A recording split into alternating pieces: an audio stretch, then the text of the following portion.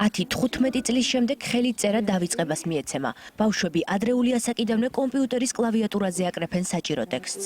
ასეთია პორტუგალიელი ექსპერტების პროგნოზი, რომელმაც საზოგადოების შეშფოთება გამოიწვია. ლუკა 6 წლისაა და წერას ახლა სწავლობს. ბეჭდვა თუ ხელით წერა, ეს ის თემაა, რომელზეც ოჯახში ხშირად კამათობენ.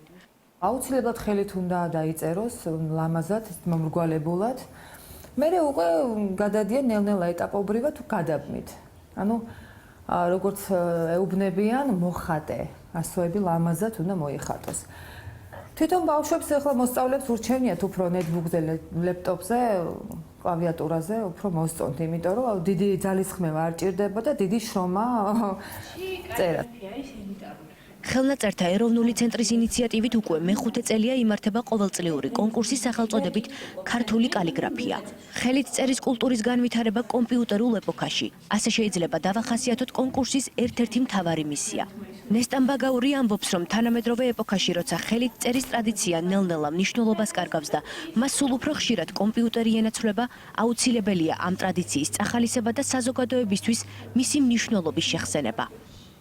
როდესაც ადამიანი წერს ხელით, მას აქვს საშუალება ეზიაროს და შეეხოს იმ მრავალსაუკუნოვან ტრადიციას, რომელიც აქვს ქართველებს, ქართული ანბანისა და ქართული კალიგრაფიის სახით. რაც უფრო მეტად გამოიყენებენ ხელით წერის ტრადიციას, შეუძლია თავისი წვლილი შეიტანოს ამ უნიკალური დამწერლობის პოპულარიზაციაში. როდესაც ადამიანი რაღაცას ხელით წერს, გარდა შემოქმედებითი უნარებისა და თვისებებისა, ის დებს ამაში თავის ენერგეტიკას, განწყობას, ემოციას და ეს ამიტომ იქცევა უნიკალურ ქმნილებად. ფსიქოლოგები ერწმუნებიან, რომ ხელით წერა ტვინს ავითარებს. კლავიატურაზე ბეჭდვა კი არა. კომპიუტერის კლავიატურის გამოყენება ზოგიერთი გონებრივი ფუნქციის დაქვეითებასაც უწყობს ხელს. უამრავი მიზეზით აიხსნება ადამიანის ხელნაწერი ტექსტის ხიბლი ტექნოლოგიების ეპოქაშიც კი. ყოველი ხელნაწერი თავისი არსით შეიძლება აღვიქვათ როგორც ერთ-ერთი ფსიქოთერაპიული ჩარევა ადამიანთან. სწორედ ამიტომ ხელწერა ძალიან მნიშვნელოვანია და ხელით წერა, რადგან მე ვსაუბარ, იმიტომ რომ ადამიანი ამ დროს თავის ემოციას დებს ნაწერში. იქ ტოვებს თავისი იმ ჟამინდელი ემოციის ნაწილს და შემდგომ ძალიან მარტივია ამ ადამიანის ფსიქოტიპის დადგენაც. ხელით პირველ რიგში იმიტომ უნდა ვწეროთ, რომ ეს აზროვნების პროცესს უწყობს ხელს და ადამიანი სწავლობს ნელა აზროვნებას, ლოგიკურად აზროვნებას და ჯაჭვის გადაბმას. ასოების ფორმა და დახრილობა ადამიანის ხასიათზე მეტყველებს. ფსიქოლოგების დახმარებით პიროვნების დამახასიათებელი ნიშნების განსაზღვრა და მისი ხასიათის ამოცნობა სწორედ ნაწერის მიხედვითაა შესაძლებელი. ხელნაწერი, რომელიც უნდა გაიშიფროს იწერება თეთრ თაბახის ფურცელზე, დაახლოებით უნდა იყოს 10-15 ხაზი, შეიძლება ცოტა მეტიც.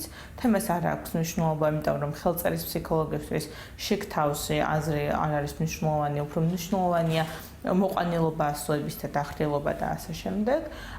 და შემდგომ ამისა უკვე შიფრავს ამას ერთ-ერთი ფსიქოლოგი ტესტებიდან გამომდინარე და შეიძლება ეს იყოს ძალიან დიდი ხნის წინანდელი ხელნაწერები და ისიც იმით წარდგინდეს, როგორი ადამიანი იყო კონკრეტულად, ვიზეც გვაქვს საუბარი. კომპიუტერთან ხანგრძლივმა მუშაობამ მართლწერის პრობლემები უკვე თვალსაჩინო გახადა.